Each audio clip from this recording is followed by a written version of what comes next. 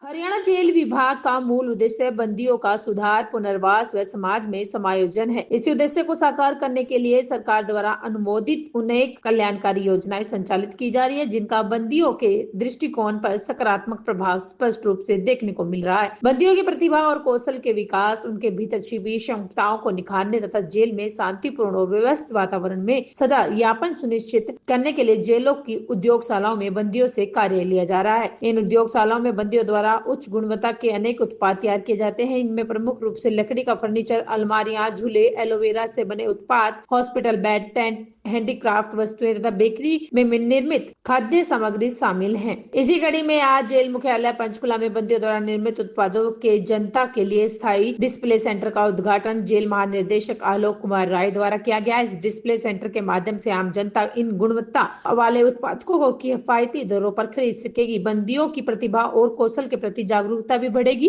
गौरतलब है कि हरियाणा जेल विभाग इन उत्पादों की बिक्री के लिए एक अप्रूव्ड सोर्स है और विभिन्न सरकारी विभागों द्वारा जेलों से लकड़ी का फर्नीचर, अलमारियां व टेंट की नियमित रूप से खरीद की जाती है। सर्वप्रथम मैं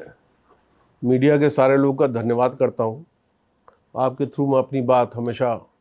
प्रिजन डिपार्टमेंट के अधिकारियों और कर्मचारियों तक पहुंचाता रहा और अंदर जेल के क्या हो रहा है, जेल की सच्चाई क्या है और किस तरह से गैंगस्टर्स अपना गलत महिमा मंडन कर रहे थे, उसको समाप्त किया गया।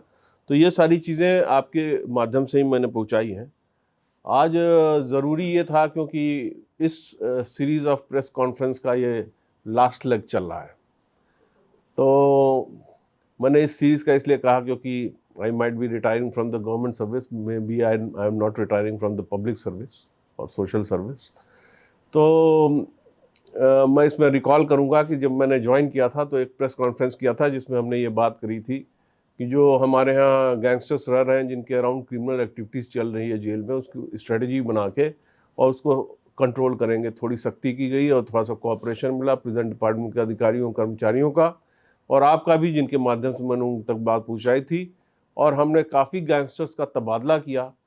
और तबादला करके और इस तरह से सेंसिटाइज करके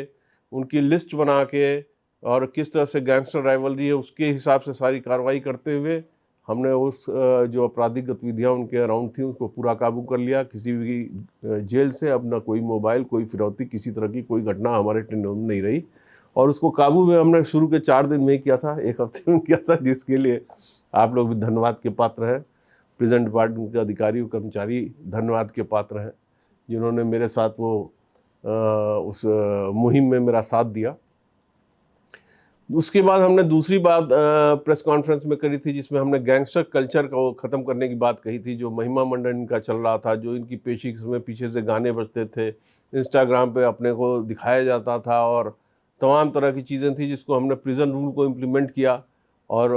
जेल के अंदर की क्या व्यवस्था है इसको दिखाने के लिए मैंने ये बात कही थी। और हम लोग जेल में मीडिया के लोगों को, पत्रकारों को लेके हम गए भी थे और हमने दिखाया कि 6x6 के सेल में 3 या 4 गैंगस्टर के किस तरह से साथ रहते हैं। उसी में इनका टॉयलेट है, खाने के लिए रोटी सब्जी और रोटी दाल मिलती है। और आपने पीछे देखा होगा कि हरियाणा पुलिस भी लगातार एक्शन मोड में रही, तो इनको कभी गोली लगती थी, कभी कुछ लगता था और ये अंदर हॉस्पिटल में मिलते थे और इनकी काफ़ी दयनीय स्थिति होती थी, इनकी चेहरे से दयनीयता टपकती रहती थी। और साथ में इनको सैनिटेशन, मेंटेनेंस और क्लीनलीनेस का भी काम करना पड़ता था जो इनको अलॉट होता था। तो धीरे धीरे लोगों ने, युवाओं ने इस बात को समझा कि इसका महिमा मंडन इनका गलत हो रहा है और इनका महिमा मंडन ख़त्म करने का ये फ़ायदा हुआ कि आपने देखा होगा कि जो सोशल मीडिया पे जो एम्प्लॉयमेंट चल रहा था, युवाओं को बहका के उनसे गलत काम कराने के लिए उकसाया जाता था, वो एकदम से बंद हो गया। इसमें मैं बहुत ज़्यादा क्रेडिट जो है प्रेजेंट डिपार्टमेंट के अधिकारियों कर्मचारियों को देता हूँ, आपको देता हूँ, जिन्होंने हमारी बात को बाहर पहुँचाया। जब हमने जेल का आपके साथ निरीक्षण किया था तब आपने देखा होगा कि वहाँ पे तमाम तरह की चीज़ें भी बन रही थी, वेलफेयर की चीज़ें भी बन रही थी और बेकरी का सामान बन रहा था, वुड क्राफ्ट का था और प्रिंटिंग प्रेस भी था जो कि कैदियों द्वारा ही मैनेज किया जा रहा था, प्रिजन इनमेट्स द्वारा ही किया जा रहा था। सारे चीज़ों के रेट्स बड़े कॉम्पिटिटिव थे और क्वालिटी भी बहुत हाई थी।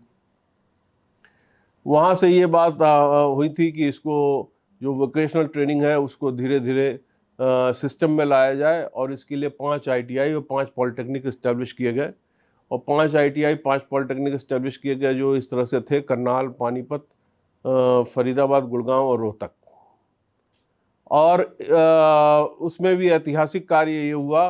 कि चीफ जस्टिस ऑफ इंडिया ने 6 दिसंबर को उसका उद्घाटन किया और सारे वरिष्ठ जजेस वहाँ पे उपस्थित थे और उसकी काफ़ी सराहना की गई क्योंकि रिहेबिलिटेशन का ये जो प्रोग्राम है ये वर्ल्ड के जो फर्स्ट क्लास के जो मोस्ट डेवलप्ड नेशन माने जाते हैं उनके कैटेगरी का हमारे पास ये रिहेबिलिटेशन प्रोग्राम चालू किया गया। इसके आगे फिर मैंने जो बात रखी थी वो रखी थी कि किस तरह से फॉर्मल एजुकेशन को बढ़ावा दिया जाए। उसमें NOIS और अपना इग्नोयू का वो रखा गया था जिसमें 10th और 12th का जो है NIOS से मिलता है और इग्नोयू की तरफ से BA और MA की डिग्री मिल रही है। जब हम ये सारे कार्य कर रहे थे तो हमारे मित्रों ने, आपके मीडिया के मित्रों ने ये सजेस्ट किया कि